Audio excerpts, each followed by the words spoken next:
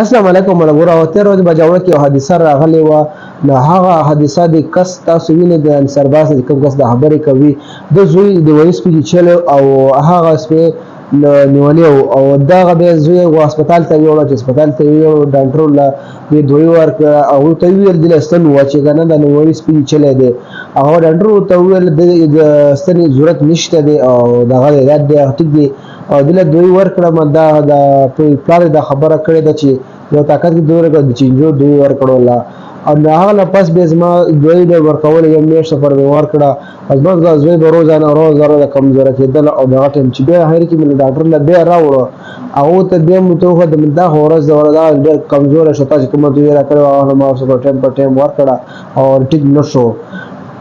ډاکټر بیا یو خبره او بله خبره کوله او د هغه وخت کې بیا ډاکټرانو کوم غواړم ټول ډاکټرانو ته یې وښود داسې داسې کار شوی دی خو بس بیا هسپتال کې د زوی مړ شو. هغه نه پس دا کس راووتله او خطاج یې وکړه دنیا خلک یې راټول شول ورته زما زوی سره داسې ظلم شوی دی. نیولي سپي و چې ما ډاکټر له بوت هسپتال ته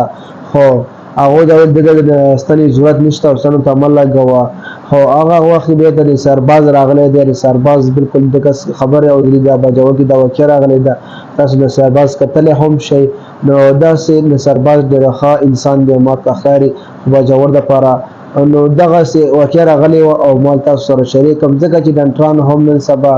تاسو ته پته ده نو په ده پرې کول دا خپله د کس وایي نو ما ورته ویل داسې تا دوی تا دوی راکړې او ته دا کړې او زما زوی اوس مړ شو نو د هسپتال کې د زوی مړ شو.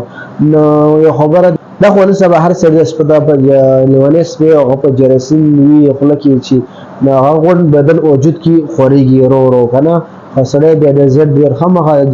جراثیم دی هغه بدن ته ننوځي خامخا بیا کمزوری خامخا هغه بیا وجلي جراثیم دومره تیز وي خو بیا لیوني سپي او ډاکټر دومره پکار وه چې د خو لا وخت د ستن خو والي وي که نه نو ستن ته ډېر غټ ضرورت و او دوله د ستن ونه وه هر څه وجه وه ستن به ونه وه بله د هغه به کول او دوله والې نه وه دا پلار یې وهي نو ما د ستن لپاره د خپل زوی وروړو چې ستن ورله ووایي. نو دغسې د باجوړ د سرباز ته تاسو اوس ګورئ دا کس ته بالکل خلګیو او د خبرې ته کوي د سرباز ته غوږ نیولی دی نو هغو ته یې له باجوړانو اوټ ورکړی ده زما لپاره چې موږ اواز اوري خبر اوري. د سرباز بالکل ډېر ښه سړی دی او بالکل هر غریب ته خبرې ته غوږ دی هر غریب اواز اوري فریاد اوري. نو دغسې انشاءالله دا به د سرباز باجوړو دپاره الله پاک نوره کامیابي خو هم ورکوي او کامیاب کړی خو باجوړی نو دی په نوره کامیابي بدله الله پاک ورکوي چې داسې هر غریبو سره غم وي لکه نن سبا دا چې دوی خپله جلوس در راوستلی خپل او دې وخت د سرباز در رسېدلی ما دا ویډیو تاسو سره شریک کړم مخکې ملګرو چې لازمي شریک کړئ ویډیو کتلو ډېره مهرباني والسلام.